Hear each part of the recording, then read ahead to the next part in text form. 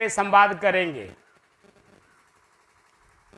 जैसे मकान और मकान मालिक दो हैं, जैसे गाड़ी और ड्राइवर दो हैं, उसी तरह से शरीर और मैं, ये शरीर मकान है और इसी मकान में मैं रहता हूं। इसी पे चर्चा करेंगे।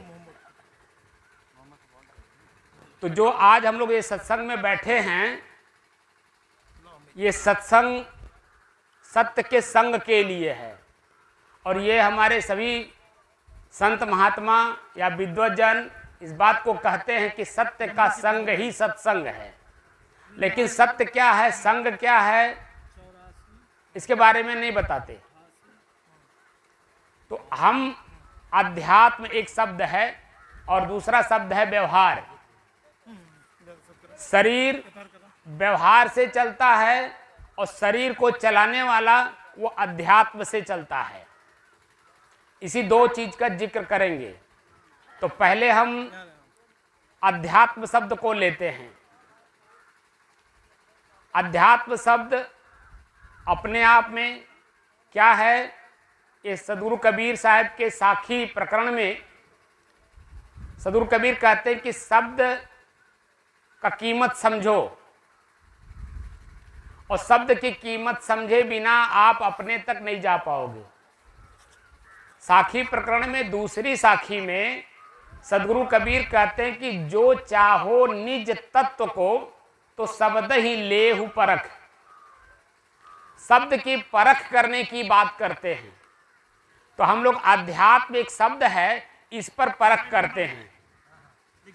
संस्कृत के वाक्य है अध्यात्म। अब इसको हम संधि विच्छेद करेंगे तो दो शब्द बनता है। पहला शब्द है आधि प्लस आत्म। तो आधि अधूरा शब्द है। आधि शब्द को जब हम पूरा करेंगे तो दो शब्द बनता है, अध्याय और अध्ययन।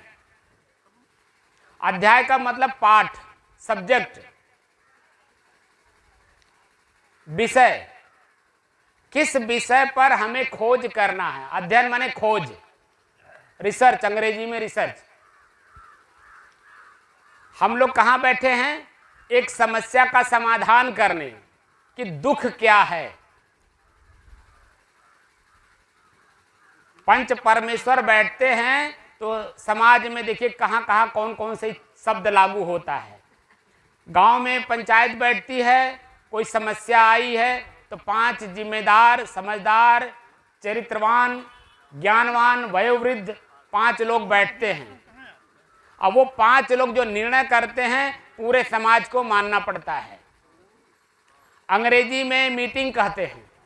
ये जो हमारे अफसर हैं ये मीटिंग करते हैं, समस्या का समाधान ढूंढते हैं, आपस में बैठते हैं। ऐसे हम और आप भक्त और संत बैठ करके समस्या का समाधान ढूंढने के लिए बैठे हैं, यानी सत्संग कर रहे हैं।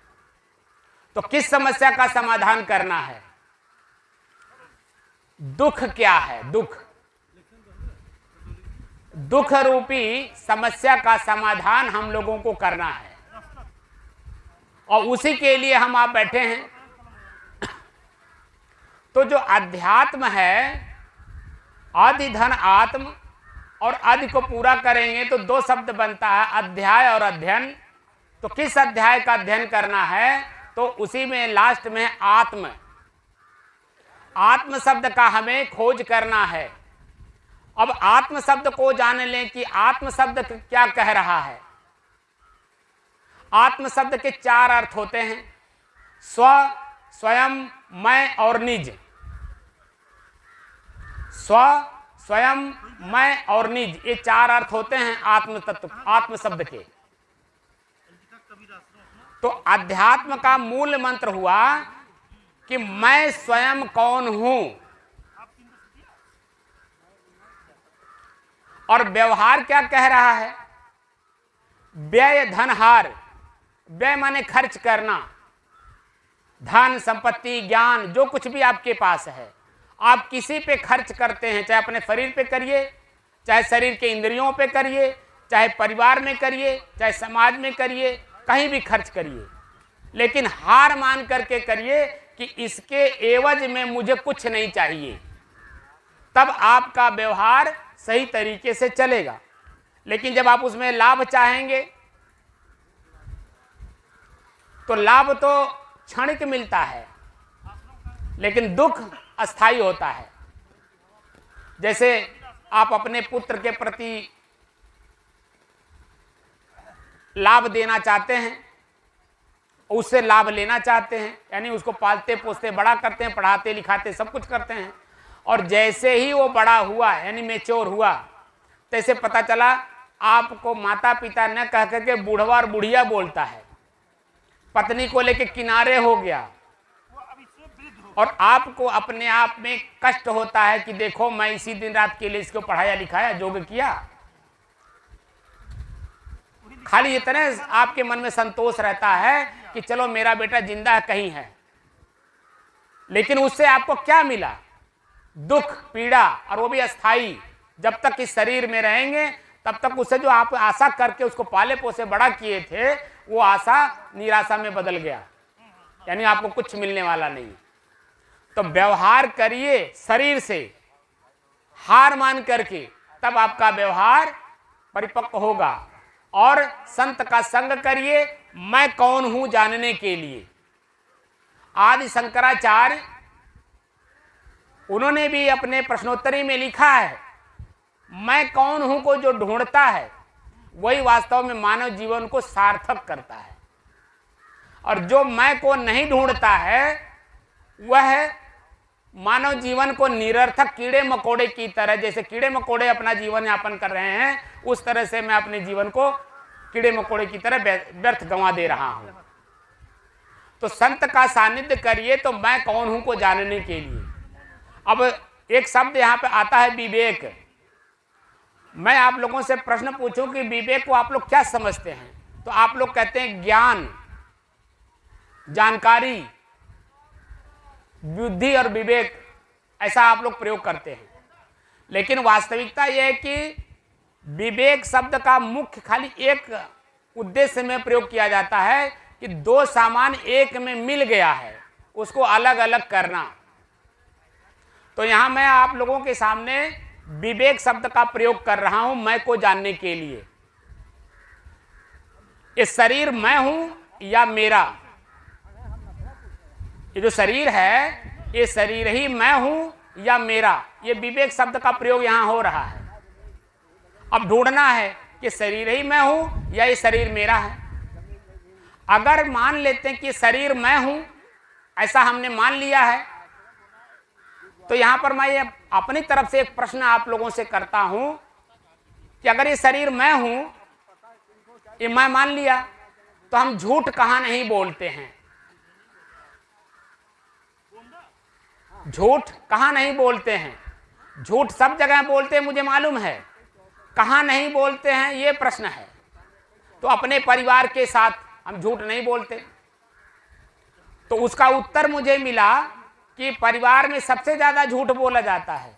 तो उसका हमने जो सॉल्यूशन दिया वो ये दिया कि समाज एक मेंढक है, जैसे खांची रख लीजिए या तसला रख लीजिए, और एक मेंढक वहां से पकड़ के ले आइए और तसले में रखिए, और दूसरे मेंढक को पकड़ने जाइए, तो ये वहां रहेगा? वो छटक जाएगा।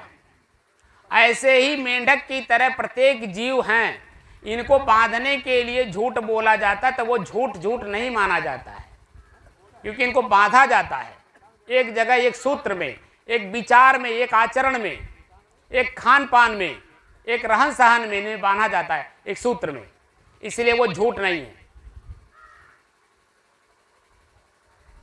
तो सच कहाँ हम बोलते हैं अपने परिवार में? उदाहरण के तौर पे मैं आपको बताता हूं। जैसे सर में दर्द हुआ तो अपने पत्नी से, बेटे से, बेटी से, बहू से, नाती से, या जो भी आपके परिवार में सदस्य हैं, वह क्या बोलते हैं? मैं सर में दर्द हो रहा हूं या मेरे सर में दर्द हो रहा है? किस शब्द का प्रयोग करते हैं हम? वहां साफ साफ कहते हैं कि मेरे सर में दर्द हो रहा है। तो ये शरीर मैं कहां हुआ? अगर ये शरीर मैं होता तो वहां प्रयोग होता मैं सर में दर्द हो रहा हूं, लेकिन आप प्रयोग क्या करते हैं, मेरे सर में दर्द हो रहा है। तो साफ साफ वहां सच बोल रहे हैं कि नहीं, अर्थात ये शरीर मेरा है, ये सिद्ध हुआ। अब अगर शरीर मेरा है तो मैं इस शरीर का कौन हूं, तो साफ साफ दिखाई दे रहा है कि शरीर का मैं मालिक हूं, उपभोक्ता हूं, स्वामी हूं। इसका देख रेख करना या इसकी सुचारू रूप से गतिविधि को चलाना ये मेरा कर्तव्य बनता है। आंख मेरा है, क्या इस बात को मैं समझता हूं कि ये आंख मेरा है? जब से आप जगते हैं और जब तक आप सोने अपने बिस्तर पे नहीं जाते हैं तब तक आप इसी आंख का प्रयोग बार बार करते हैं, लेकिन यही आंख आपसे कुछ मांग रही है, क्या आपको समझ में आती है? आपकी आंख चाहती है थोड़ी देर के लिए रिलैक्स, यानी शांत चाहती है, बंद होना चाहती है, इसलिए कलबलाती है, खुजली होती है, दर्द होता है अंदर में। देखिए एक गड़ता भी है, गड़न भी होती, चुभन इसको बोलते हैं। क्या उसको हम समझ पाते हैं? थोड़ी देर के लिए हर 2 घंटे में कम से कम 5 मिनट तक अपने आंख को बंद करना चाहिए। क्या ये बात को हम समझते हैं? नहीं। पैर हर 1 घंटे 2 घंटे में चाहता थोड़ी देर के लिए आप बैठ जाइए, थोड़ा शांति मिल जाए, थोड़ा हमारा जो दर्द पैर के अंदर में हो रहा है वो थोड़ा ठीक हो जाए, शांत हो जाए। यानी प्रत्येक शरीर के जो अंग हैं ये आपसे कुछ मांगते हैं हर 2 घंटे में, लेकिन क्या आप इस बात को समझते हैं? नहीं समझते हैं, क्योंकि आप अपने को नहीं समझते हैं। इस शरीर को मैं मान करके काम कर रहे हैं, इसलिए दोष हो जाता है। इसी आंख से रोशनी कम हो जाती है। आप इसी शरीर में हो, रहते रहते आपकी रोशनी कम हो गई, दिखाई नहीं दे रहा। इसी शरीर में हो, कान से सुनाई नहीं दे रहा। इसी शरीर में हो, पैर से चलने में दिक्कत हो रही है। क्यों दिक्कत हो रही है? क्योंकि आपने अपने मालिक होने का, अपने सदस्यों का, अपने शरीर का आपने देखरेख सही ढंग से सही समय पर नहीं किया। तो दोषी कौन हुआ? हम स्वयं इस शरीर के दोषी हैं। और जब शरीर के हम स्वयं दोषी हैं और यही शरीर जब मेरे ऊपर अपना दोष थोपने लगता है तो हम चिल्लाते हैं, मेरे आंख से दिखाई नहीं दे रहा, मेरे कान से सुनाई नहीं दे रहा, पैर से चल नहीं पा रहा हूं, क्या करूं, गठिया वायु हो गया। समय रहते रहते हमें अपने आप का परिचय प्राप्त करना है। जैसे मकान, अब मकान मालिक 2 हैं। मकान अगर अब मकान मालिक को पता ही ये मेरा है तो कहीं भी अगर चूता है, टूटता है, गिरता है या कुछ भी होता है तो मकान मालिक उसको ठीक करता है, क्योंकि उसको भय है कि मकान गिर जाएगा तो मैं कहाँ रहूँगा। यही प्रश्न अपने आप से करिए, जब शरीर नहीं रहेगा तब मैं कहाँ रहूँगा। हमारी आंखें हमारे जब दिखाई नहीं देंगी, हम देख नहीं पाएंगे, तब क्या हमारे साथ होगा। ये प्रश्न अपने आप से स्वयं करिए। तो स्वयं को कैसे जानेंगे? पहले शरीर को अलग कर लीजिए। दूसरा एक प्रश्न यहां पर है कि भगवान और ईश्वर में क्या अंतर है। तो आप लोगों से जो उत्तर मुझे मिला वो ये मिला कि भगवान और ईश्वर में कोई अंतर नहीं है और उसी का नाम है, वो खाली पर्यायवाची है। लेकिन यहां सभी लोग पढ़े लिखे, कुछ ना कुछ तो पढ़े लिखे हैं। भगवान और ईश्वर हिंदी के शब्द ही तो हैं, और हिंदी के शब्द में जब बिंदी, मात्रा, अक्षर का जब जरा सा भी डिफरेंस होता है तो उसका अर्थ, भाव, क्रिया बदल जाता है। उसी तरह से आप देखेंगे कि भगवान और ईश्वर हिंदी के शब्द ही तो हैं, और क्या है। तो जब हिंदी के शब्द हैं तो उसमें अंतर होगा ही। और आज आप जान लीजिए कि भगवान किसको कहते हैं। भगवान आपके शरीर को कहते हैं। ये बाहर कोई नहीं है, आपके शरीर को भगवान कहते हैं। और आपका शरीर भगवान कैसे है, ये आप प्रश्न हमसे कर सकते हैं कि मेरा शरीर भगवान कैसे। क्योंकि आज तक जितने भी लोग हमें मिले वो अपने शरीर के बाहर हमको कोई बताया गया कि वो भगवान और ईश्वर है जो पूरे सृष्टि का संचालन करता है, देखरेख करता है, और उसी के अंतर्गत हम भी हैं। लेकिन आज एक नया शब्द कहां आपने दे दिया कि मेरा शरीर भगवान है। भगवान जो शब्द है उसमें अक्षर कितने हैं? 5 अक्षर हैं, भगवान। और ये 5 अक्षर 5 शब्दों में से एक एक अक्षर निकाल करके बनाया गया है, जोड़कर भगवान शब्द बना है। और कौन कौन से शब्द हैं? भा भूमि, भूमि में मिट्टी, भूमि में से भा ले लिया। ग गगन, गगन में से ग ले लिया। व वायु, वायु में से व ले लिया। आग, आग में से आ ले लिया। न नीर, नीर माने पानी, नीर में से न ले लिया। यानी पंच प्रकृति को भगवान कहते हैं, जो हमारा आपका शरीर है। और इसी पंच तत्व से हमारा शरीर स्वयं संचालित हो रहा है। हमको इसको संचालित नहीं करना पड़ता है, ये स्वतः अपने प्रक्रिया में चल रहा है। अब ईश्वर क्या है? इसी शरीर को जो संचालित कर रहा है, चला रहा है, या इसका जो देख रेख करने वाला मालिक है, उसको जानने का साधन मात्र है, और वह भी अपने आप में कुछ है नहीं।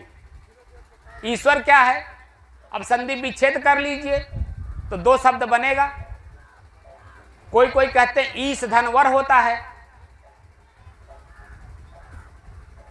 लेकिन यहां पर सह हलंत, ये बैसाखी लेके चलता है, इसमें अपने में कोई ताकत नहीं, क्योंकि अ निकला हुआ है।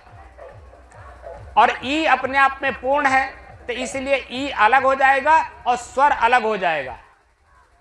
ई शब्द का अर्थ होता है यह, और स्वर शब्द का 2 अर्थ होता है, ध्वनि और श्वास। ध्वनि का प्रयोग तो हर जगह हो रहा है और प्रत्येक लोग कर रहे हैं। जितने हमारे आध्यात्मिक लोग हैं, साधना की पद्धति में आप देखेंगे कि ओम शब्द का उच्चारण हर जगह करवाया जा रहा है। और गीता में लिखा भी है ओम तत् सत, यानी ओम जो तत्व है वही सत्य है। लेकिन कबीर साहब उसको भी काट दिए।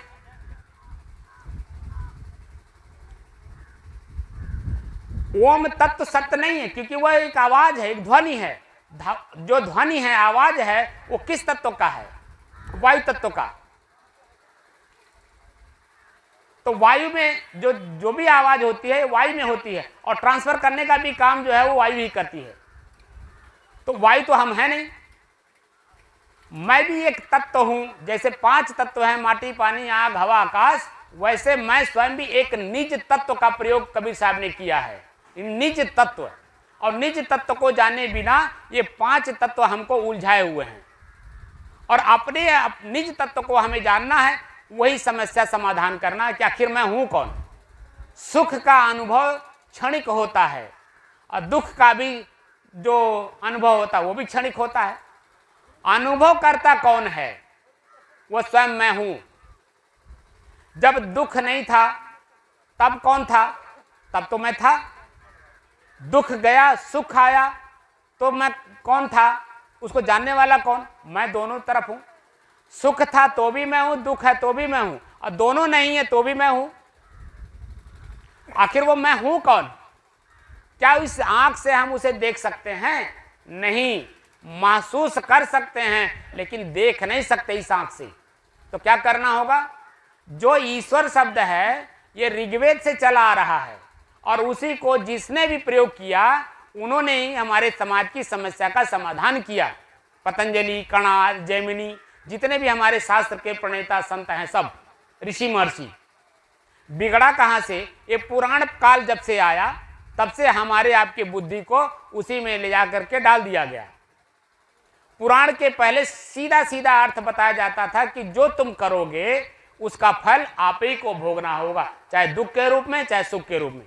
लेकिन जब से पुराण काल आया तो भगवान कर रहा है, भगवान करा रहा है, हमको उलझा दिया गया और हम उलझ गए उसी में। हमको सुलझना है, इसीलिए संत का सानिध्य करना है, और संत के सानिध्य में मैं कौन हूं इसका बोध होता है।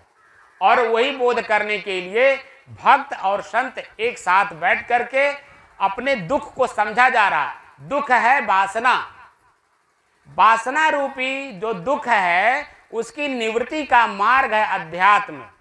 और वासना निवृत्ति अगर नहीं हुआ तो अध्यात्म में जाने का कोई मतलब नहीं हुआ। अध्यात्म में अगर आइए तो वासना और मैं, ये दो को अलग अलग करके वासना का निराकरण कर दीजिए, अपने आप को शेष बचा लीजिए। शेष मैं कौन हूं, इसी का परिचय प्राप्त करने के लिए साधना की पद्धति जाननी होगी। ये तो मैंने खाली मौखिक कह दिया, क्योंकि आप सब लोग पढ़े लिखे लोग हैं। हम जब विद्या पढ़ने जाते हैं स्कूल में तो हमें दो तरह का विद्या पढ़ाया जाता है।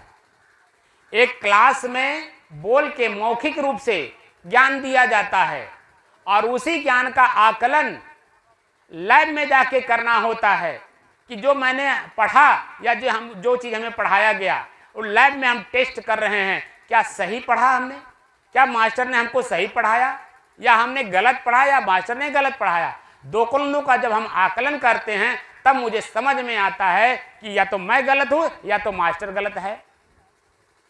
तो अगर वो मास्टर गलत है, अगर हमें गलत पढ़ाया, मेरा मन संतुष्ट नहीं है, हम उस मास्टर को छोड़ के दूसरे मास्टर के पास जाते हैं, उसके विषय के विशेषज्ञ के पास जाते हैं, भाई हमको बताओ ये चीजें हम नहीं समझ पा रहे हैं, हमको समझाओ। और जब बात समझ में आ जाती है तो मन संतुष्ट हो जाता है और खोज करना बंद हो जाता है, क्योंकि मैं स्वयं अपने आप में संतुष्ट हो गया। ये सत्य है, ये असत्य है, ये गलत है, ये सही है। और गलत सही का जो आकलन कर रहा है वही मैं हूं, उसे ही मुझे जानना है। इसलिए साधना की पद्धति भी जानिए। कबीर साहब ने कहा कि श्वास श्वास सुमिरन करो, वृथा श्वास मत खो। और यही बात ईश्वर शब्द में प्राणायाम शब्द का प्रयोग करके हमारे संस्कृत के जो विद्वान गण संत गण थे उन्होंने प्राणायाम का प्रयोग किया। प्राण आयाम, हमारा जो जीवन है ये प्राणवायु के द्वारा है। दो चीजों को एक में मिला करके चलाने का काम प्राणवायु करती है। इसी का आयाम यानी आना और जाना, इसी को आप देखिए, उसको बोलते हैं दृष्टा और साक्षी भाव।